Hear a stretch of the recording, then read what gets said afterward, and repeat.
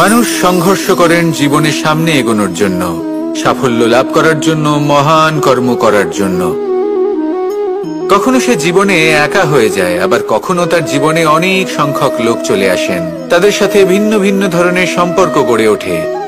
কিন্তু তখনই সাবধান থাকা প্রয়োজনীয়, কারণ সব সম্পর্ক সত্য হয় না। যেমন দেখবেন, যখন সাফল্য আসে তখন জীবনে অনেকগুলো সম্পর্কও আসে, নতুন নতুন সম্পর্ক গড়ে ওঠে। কিন্তু যখন ব্যর্থতা আসে তখন খুব কম সম্পর্ক গড়ে ওঠে। আর বেশিরভাগ সময় এই ব্যর্থতার সময় গড়ে ওঠা সম্পর্ক আজীবন আপনার সাথে থেকে যায়। সাফল্য হোক বা অসফলতা, তার কোনো প্রভাব সেই সব সম্পর্কে পড়ে না।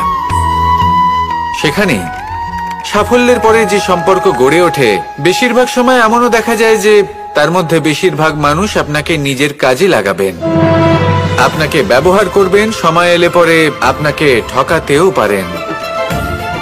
এর অর্থ এটা নয় যে আপনি জীবনে নতুন সম্পর্ক বানাবেন না, অবশ্যই বানাবেন, কিন্তু ব্যক্তি এবং সম্পর্কের পরখ করা আবশ্যক, আর সময় সময় সেটা করা আবশ্যক। যে কটি সম্পর্ক আপনার জীবনে আছে, যারা আপনার সাথে জড়িয়ে সারা জীবন, যারা আপনার সাথেই থাকবেন, তাদের যত্ন নিন আর তাদের সাথেই অগ্রসর হন। আর আমার সাথে ভালোবেসে বলুন, রাধা রাধা। এই জীবন যেটা আপনি যাপন করেন, জানিয়ে আপনার এত অহংকার, বলুন এই জীবনে আপনার কি আছে? আপনাকে জন্ম দিয়েছেন আপনার মাতা, তারপর আপনাকে হাঁটতে শিখিয়েছেন, কথা বলতে শিখিয়েছেন, ভাষা শিখিয়েছেন, আরো অনেক কিছুই শিখিয়েছেন আপনার গুরু বা আপনার মাতা পিতা, অথবা এই সংসার।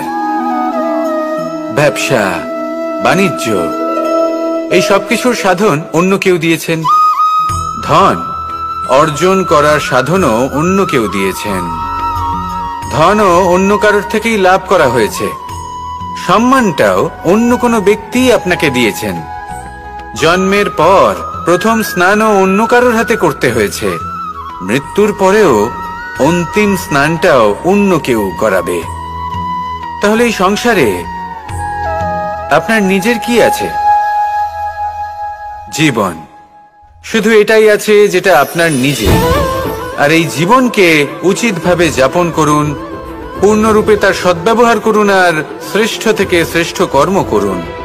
যদি সময় এলে পরে অন্য কেউ আপনাকে কিছু দেয়, আপনার যেটার প্রয়োজন ছিল, তাহলে সময় এলে আপনাকেও অন্যদের সব কিছুই দেওয়া উচিত। এই জীবনে যা কিছুই লাভ করেছেন তা উচিতভাবে ভালোবেসে উপভোগ করতে শিখুন, সবার মধ্যে ভাগ করে দিতে শিখুন।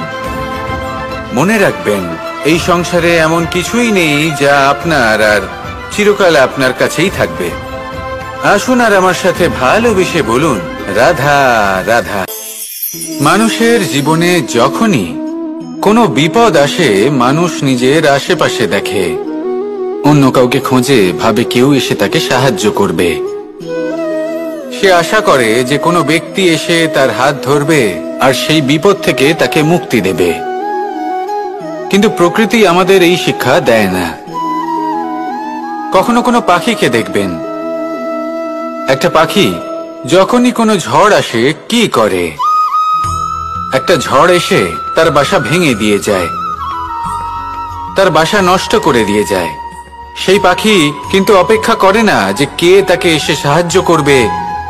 সে কখনো আশা করে না যে কেউ এসে তাকে আশ্রয় দেবে। সে নিজেই কর্ম করে, একটা একটা করে খড়কুটো সে আবার জড়ো করে আর নিজের বাসা পুনর্নির্মাণ করে। প্রকৃতি আমাদের এটাই শেখায় যে আমরা নিজেরাই প্রত্যেকটা সমস্যার সম্মুখীন হতে পারি, কারণ ঝড় অর্থাৎ সংকট আমাদের সবার জীবনেই আসবে।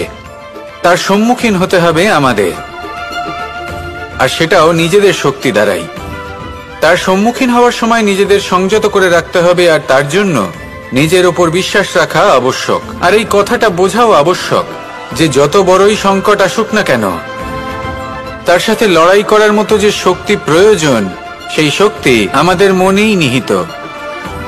শুধু সেই শক্তি খুঁজে নিন আর সেই বিপদের সম্মুখীন হন। এই সংসারের কোনো বিপদ আপনাকে বাধা দিতে পারবে না। আসুন আমার সাথে ভালোবেসে বলুন, রাধা রাধা। আমরা সবাই জীবনের সামনে এগোতে চাই আর সামনে এগোতেও থাকি। আর যখনই কোনো ব্যক্তি জীবনের সামনে এগোতে থাকে তখন তার পথে নিশ্চিত রূপে বাধা আসে। তখন মানুষ ঈশ্বরের কাছে প্রার্থনা করে যে হে ঈশ্বর, আমার জীবনে যেন কোনো বাধা না আসে, আর যত বাধা আছে তার হাত থেকে আমাকে রক্ষা করে নিও।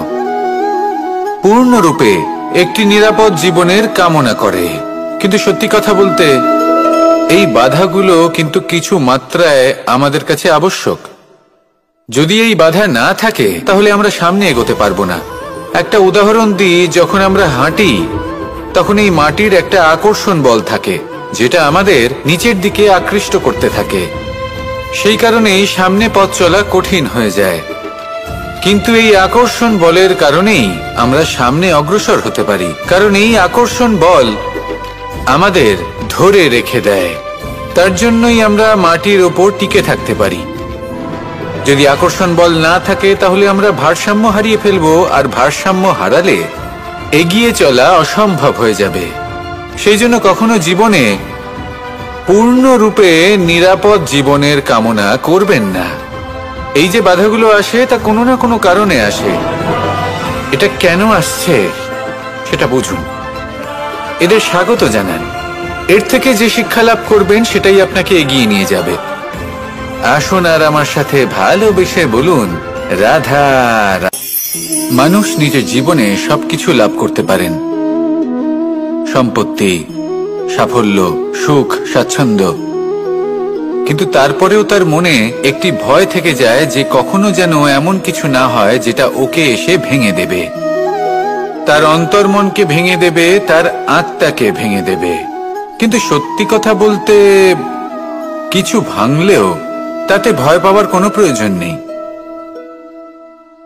ভাঙার পরেই কিন্তু নতুন নির্মাণ হয়। এটাই তো প্রকৃতি আমাদের শেখায়। এই দেখুন না, যখন এই মেঘ বিভাজিত হয়, ভেঙে পড়ে, তবেই তো বর্ষা আসে, আর বর্ষার পরেই এই মাটির সিঞ্চন হয়। একটি বীজ সেটা ভাঙার পরে তবেই সেখান থেকে সে অঙ্কুরিত হয়। তাই ভেঙে পড়ার কথা শুনে ভেঙে পড়বেন না। তারপর যেসব নির্মাণ হতে চলেছে তার উপর মনোনিবেশ করুন। আর হ্যাঁ, যদি সংসারে এমন কিছু থাকে যা ভাঙবেন না, তাহলে সেটা হলো বিশ্বাস। জীবনে কখনো কারোর বিশ্বাস ভঙ্গ করবেন না। যখন ব্যক্তির বিশ্বাস ভঙ্গ হয় তখন তার আত্মা আহত হয়। আসুন আমার সাথে ভালোবেসে বলুন রাধা রাধা। মানুষ যখনই কোনো কাজ করেন তখন ওনার মনে একটা প্রশ্ন অবশ্যই আসে যে এই কাজের পরে লোকে নিন্দা করবে নাকি প্রশংসা করবে। এই বিষয়ে ভাবতে ভাবতে ওনারা এটা বুঝতে ভুলে যান যে নিন্দা এবং প্রশংসার বিষয় ভেবে ওনারা নিজেদের একাগ্রতা এবং সমর্পণ দুটোই হারিয়ে ফেলেন। নিন্দা হবে ভেবে ভয় পাওয়ার কি প্রয়োজন? নিন্দাতে অনুচিত কি আছে? উচিত দৃষ্টিভঙ্গি দিয়ে ভেবে দেখুন। নিন্দা এবং প্রশংসা এই দুটোই হলো অনিবার্য। নিন্দা যখনই হয় তখন যে যাই বলুক না কেন, আপনি একটা সুযোগ লাভ করেন, একটা সুযোগ নিজের ভুল বুঝতে পারার। সেটা শুধরে নিতে পারেন, নিজের পথ বদলে নিতে পারেন, আর সাফল্যের পথে অগ্রসর হতে পারেন। একটা শিক্ষা পাওয়া যায় এই নিন্দা দ্বারা। আর যখন প্রশংসা লাভ হয় তখন আমাদের মন আনন্দে ভরে ওঠে। এই দুটোই অত্যন্ত প্রয়োজনীয়। সেই জন্য নিন্দা এবং প্রশংসার এই খেলায় জীবনের অঙ্কটা বদলে ফেলবেন না, সেটা অনুচিত হবে। কারণ জীবন না শুধু নিন্দার বিষয় আর না শুধু প্রশংসার, জীবন হলো আত্মিক সুখের বিষয়। যখন আপনি কোনো শ্রেষ্ঠ কাজ করেন, আপনার মন আপনাকে বলে দেবে যে আজ আপনি কোনো শুভ কাজ করেছেন। সেটাই হলো আত্মিক সুখ, এটাই হলো জীবন। তাই নিন্দার মাধ্যমে যে দুঃখ জীবনে আসে বা ফেলে আসা অতীতের জন্য আপনার জীবনে যে দুঃখ আসে, সেগুলো ভাবা বন্ধ করে দিন আর কর্ম করুন এই বর্তমানের জন্য, আগামী ভবিষ্যতের জন্য। আসুন আমার সাথে ভালোবেসে বলুন রাধা রাধা। প্রত্যেকটি মানুষ জীবনে কখনো না কখনো এই কথাটা নিশ্চয়ই শুনেছেন যে ভাগ্যের থেকে বেশি আর সময়ের পূর্বে কিছুই পাওয়া যায় না। আর এটা সত্যিও বটে, কিন্তু এর থেকেও বড় একটা সত্যি আছে, আর সেটা হলো যে আপনি নিজেই নিজের ভাগ্য রচনা করতে পারেন নিজের কর্মের দ্বারা। যেমন ধরুন, যদি আপনার ভাগ্যে কোনো জিনিস না থাকে তাহলে সেটা এসেও চলে যাবে, আর যদি ভাগ্যে কিছু থাকে তাহলে তা নিজেই আসবে, যদি আপনি সেই কর্ম করেন। যেমন ধরুন পাণ্ডবরা, ওনাদের জীবন কি ছিল, ওনাদের সাথে কি হয়েছিল? ওনাদের পিতা বনবাসী হয়েছিলেন, অকাল মৃত্যু লাভ করেছিলেন। এবার এটাই যদি ওনারা নিজেদের ভাগ্য বলে মেনে নিতেন আর কিছুই না করতেন, তাহলে মহাভারতের সেই যুদ্ধে জয়লাভ করে সমস্ত ভূমণ্ডলের স্বামী কি করে হয়ে উঠতেন? অর্থাৎ হতে পারে সিংহ বনের রাজা, কিন্তু শিকার নিজে পায়ে হেঁটে তার কাছে আসে না। সেই ভোজন লাভ করার জন্য সিংহকে কর্ম করতেই হয়। তাহলে আপনার ভাগ্যে যেটা আছে সেটা আসবে, কিন্তু কর্মের জোরে আসবে। তাই কর্ম করতে থাকুন আর আমার সাথে ভালোবেসে বলুন রাধা রাধা। লোভ এবং ক্রোধ, এই দুইয়ের মধ্যে সম্পর্ক খুব গভীর। এবার আপনি বলতে পারেন যে এটা আমি কি বলছি, একটু বোঝার চেষ্টা করুন। জীবনে যখনই আমরা কোনো বস্তু লাভ করতে চেষ্টা করি, তার বাসনা পোষণ করি, আর যখন সেই বস্তু আমাদের কাছে আসে আমরা চাই যে এটা আমাদের সাথেই থাকুক, আমরা সেটা সংরক্ষণ করে রাখার চেষ্টা করি। লোভের জন্ম হয়, আর যখন তাকে সংগ্রহ করে নিজের কাছে ধরে রাখতে পারি না, যখন সেই বস্তু আমাদের থেকে দূরে চলে যায়, তখন সেই লোভ ক্রোধে পরিবর্তিত হয়ে যায়। এবার এই ক্রোধ কি করে?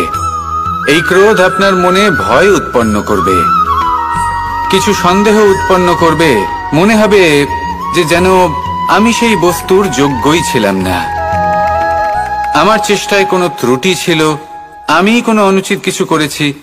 আর এই যে ভ্রম, সেটা আস্তে আস্তে আপনার মনকে ব্যাকুল করে তুলবে, আর এই ব্যাকুল মন আস্তে আস্তে আপনার যুক্তি তর্কের ক্ষমতাকে নাশ করে দেবে। তর্ক বিতর্কের শক্তি অর্থাৎ বিবেক। আর যখন আপনি নিজের বিবেক হারাবেন, তখন এমন মনে হবে যেন আপনি নিজের জীবন নষ্ট করেছেন। এর অর্থ এটা নয় যে জীবনে কামনা করবেন না, ইচ্ছে পোষণ করবেন না। অবশ্যই ইচ্ছে পোষণ করুন, আর যা কিছু লাভ করতে চান তা অর্জন করুন, কিন্তু তার প্রতি মনে লোভ জন্মাতে দেবেন না, সেটা অনুচিত ব্যাপার। একবার যদি লোভ জাগ্রত হয়, তাহলে সেটা আপনাকে আপনার পতনের দিকে নিয়ে যাবে। তাহলে লোভকে নিজের থেকে দূরে রাখুন, ক্রোধও আপনার থেকে দূরে থাকবে। আসুন আমার সাথে ভালোবেসে বলুন রাধা রাধা। দেখুন, এটা তো সবাই করে থাকেন, ধনের কামনা করা, ধন অর্জন করা, ঈশ্বরকে ধন্যবাদ জানানো, সবাই করেন, কিন্তু ফল সবাই পান না।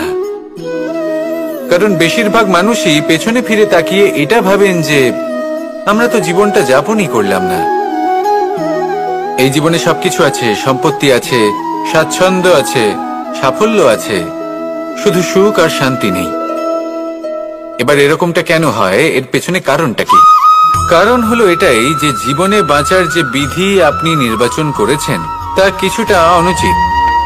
জীবনে কিভাবে বাঁচা উচিত, জীবন যাপন কিছুটা রীতি মেনে করা উচিত। অর্থাৎ সবাইকে ভালোবাসুন, কারোর সাথে ছলনা করবেন না, সম্পর্ক গড়ে তুলুন, তা পালন করুন।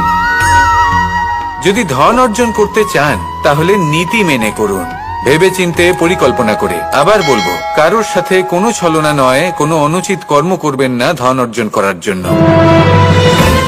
আর যদি ঈশ্বরকে ধন্যবাদ জানাতে চান তাহলে প্রীতি দ্বারা করুন। আর যে ব্যক্তি রীতি, নীতি আর প্রীতি এই তিনটি ভাব বুঝে উঠতে পারে এবং তা আত্মসাৎ করে নিতে পারে, তার অতীত, ভবিষ্যৎ এবং বর্তমানকাল সবকিছু সংযত হয়। আপনি কিভাবে জীবনযাপন করতে চান, কিভাবে ধন অর্জন করতে চান, ঈশ্বরকে ধন্যবাদ জানাতে চান, নির্বাচন আপনার। আসুন আমার সাথে ভালোবেসে বলুন রাধা রাধা। ভয় হলো মানুষের জীবনে এমন একটি আবেগ যেটা না থাকলেও মঙ্গল, আর থাকাটাও প্রয়োজনীয়। এই ভয় মাঝে মাঝে মানুষকে কোনো কর্ম করা থেকে বাধা দেয়, আবার কখনো মানুষকে এই ভয়ই কোনো কর্ম করতে প্রেরণা প্রদান করে। এবার যেমন মৃত্যুর পর আমরা স্বর্গ লাভ করব নাকি নরক বাস করব, সেই বিচারটা ভয় হিসেবে মানুষের মনে ঘর করতে থাকে। আর এই ভয়ের বিষয়ে মানুষ এতটাই ভাবে যে নিজের জীবনের লক্ষ্য, উদ্দেশ্য, রীতি এই সব কিছুর বিষয়ে ভুলে যায়। দেখতে গেলে মৃত্যুর পরে কি হবে সেটা আমাদের মধ্যে কেউ জানে না, সেটা তো মৃত্যুর পরেই আমরা জানতে পারবো। কিন্তু এই মৃত্যু পর্যন্ত নিজের জীবনের সারথি হলেন আপনি নিজেই, তাই না? আপনি চাইলে এই জীবনকে স্বর্গও করতে পারেন, আবার নরকেও পরিণত করতে পারেন। নির্ভর করছে আপনার কর্মের ওপর আর আপনার আপনজনের ওপর। আপনি যাদের আপন বলে মনে করেন, অনেক সময় যাদের আপনি বন্ধু বলে মনে করেন, কথায় আছে যে প্রকৃত বন্ধুর মধ্যে ঈশ্বর বসবাস করেন। এই বন্ধু আপনাকে হয় পথ থেকে সরিয়ে দেবে বা উচিত পথে নিয়ে আসবে। এরাই আপনার জীবনকে স্বর্গ করে তুলতে পারে বা আপনাকে নরক পথেও টেনে নিয়ে যেতে পারে।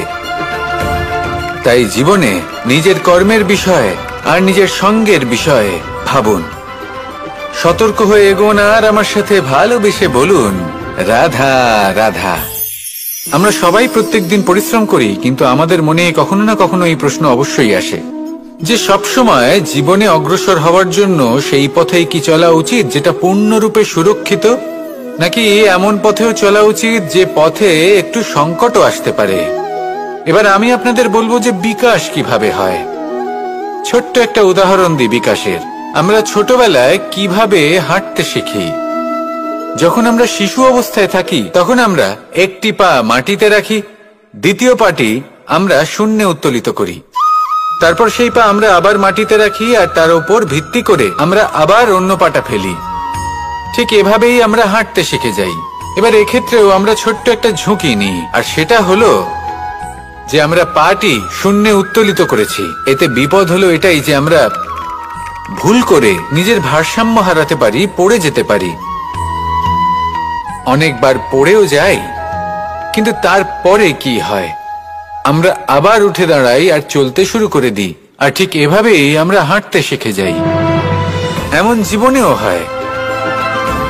জীবনেও এইভাবেই কর্ম করতে থাকুন। এমন কিছু কর্ম করলেন যার ফলে বিপদ আসতেই পারে, পরাজয় হতেই পারে, কিন্তু সেটা পার করলেই বিকাশ সম্ভব। তাই কর্ম করতে থাকুন আর আমার সাথে ভালোবেসে বলুন রাধা রাধা। কখনো কখনো আমরা অনেক কিছু ভাবি, তারপর দুঃখী হয়ে যাই যে এত কিছু ভাবা সত্ত্বেও আমরা যে কর্ম করতে চেয়েছিলাম সেটা করতেই পারলাম না, যে লক্ষ্যটা আমরা লাভ করতে চাইছিলাম সেটা করতেই পারলাম না।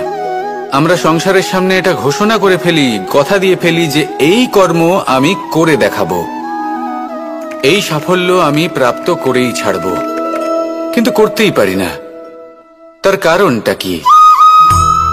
চেতনা, আমাদের একাগ্রতা। আমরা একাগ্র হয়ে পড়ি এই সংসারকে কিছু প্রমাণ করে দেখানোর জন্য, যেখানে আমাদের একাগ্রচিত্ত হওয়া উচিত নিজেদের কর্মের ওপর। কোনো বস্তু বা কোনো সাফল্যের কামনা করা, তার জন্য পরিকল্পনা করা, তার জন্য কর্ম করা আর তা প্রাপ্ত করা, এটা আমাদের কর্তব্য। আর আমাদের মনোযোগ শুধু সেদিকেই কেন্দ্রীভূত হওয়া প্রয়োজনীয়। এই সংসারকে বলার কোনো প্রয়োজন নেই।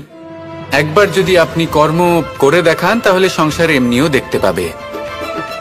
সেই জন্য প্রতিশ্রুতি দেবার পরিবর্তে দৃঢ় সংকল্প করে অগ্রসর হতে থাকুন। শুধু ভাবার বদলে কর্ম করতে শিখুন, আর বলার পরিবর্তে সেটা করে দেখাতে শিখুন। একবার সাফল্য লাভ করুন, তারপর এই সংসারকে বলবেন যে এটা আমি ভেবেছিলাম আর সেটাই আমি করে দেখিয়েছি। কর্ম করুন আর আসুন আমার সাথে ভালোবেসে বলুন রাধা রাধা।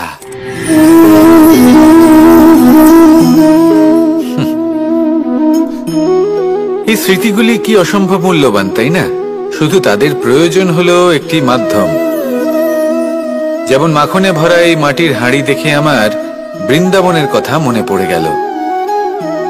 দেখতে গেলে দ্বারকাধীশ যখন চাইবেন, যেখানে চাইবেন, সর্বোত্তম প্রজাতির মাখন খেতে পারেন। কিন্তু সেই মাখনে, বৃন্দাবনের মাখনের মতো সেই আনন্দ, সেই প্রেম কোথায় আছে? বৃন্দাবনে গোপীদের হাঁড়ি ভেঙে মাখন খাওয়া, বাড়িতে লুকিয়ে চুরিয়ে ঢোকা, পরিশ্রম করা, চুরি করে হাঁড়ি ভেঙে মাখন খাওয়া, তার মধ্যে যে আনন্দ ছিল সেটা কোনো পাত্রে রাখা মাখনে কি পাওয়া যায়? মায়ের বকা খাওয়া, মায়ের প্রেম অনুভব করা, ওনার হাত থেকে মাখন খাওয়া, যমুনার তটে বসে গোপীদের সাথে হাসি ঠাট্টা করা, রাধাকে উত্ত্যক্ত করা, বৃন্দাবনের স্মৃতিগুলি হলো অমূল্য। যখনই সেগুলো স্মরণ করি তখন এই মন প্রফুল্ল হয়ে ওঠে। কিন্তু আপাতত আমি এই মাখনটা খেয়ে তৃপ্তি লাভ করব। আপনিও আপনার জীবনের সেই অমূল্য অদ্ভুত মুহূর্তগুলোকে স্মরণ করুন এবং আনন্দিত থাকুন। আমার সাথে ভালোবেসে বলুন, রাধা রাধা। কখনো কখনো আমাদের নিজেদের ভাবনা চিন্তাই জীবনের পথে অগ্রসর হতে বাধা দেয়। আমাদের চিন্তা ভাবনা আমাদের সীমাবদ্ধ করে দেয়। আমরা প্রত্যেক দিন পরিশ্রম করি, কিছু দেখি, কিছু লাভ করি, কোনো একটা স্থানে পৌঁছই, আর একটা সময় পরে মনে কেমন যেন একটা ভাবনা উৎপন্ন হয় যে আর কত দেখব, এত কিছু তো দেখে নিলাম, এত কিছু তো লাভ করলাম, এত সাফল্য অর্জন করলাম, আর কত লাভ করব। আর সেখানে আমরা থেমে যাই। এটা হয় আমাদের ভাবনার সীমাবদ্ধতার জন্য। কিন্তু যদি জীবনের কথা বলি, জীবন যদি আপনাকে সেই স্থানে পৌঁছে দেয়, তাহলে তার পরবর্তী পথটাও জীবন আপনাকে নিশ্চিত রূপেই দেখাবে। প্রয়োজনটা হলো সেই পথটা দেখার এবং সেই পথে অগ্রসর হওয়ার। আর যেটা আমাদের জীবনযাত্রার সাথে হয় সেটা জীবনের সাথে এবং আত্মার সাথেও হয়ে থাকে। আমরা জীবনে প্রগতি লাভ করি, বিকাশ লাভ করি, কিন্তু একটা সময় পরে আমরা থেমে যাই। আমাদের সেটাই করলে চলবে না। এই জীবনযাত্রা, প্রগতি, বিকাশ, এই সব কিছুর সমাপ্তি তখনই সম্ভব যখন জীবন সমাপ্ত হবে। তাই নিজেকে বাধা দেবেন না, নিজের জীবনের উদ্দেশ্যকে সীমিত করবেন না। সামনে অগ্রসর হতে থাকুন আর আমার সাথে ভালোবেসে বলুন, রাধা রাধা।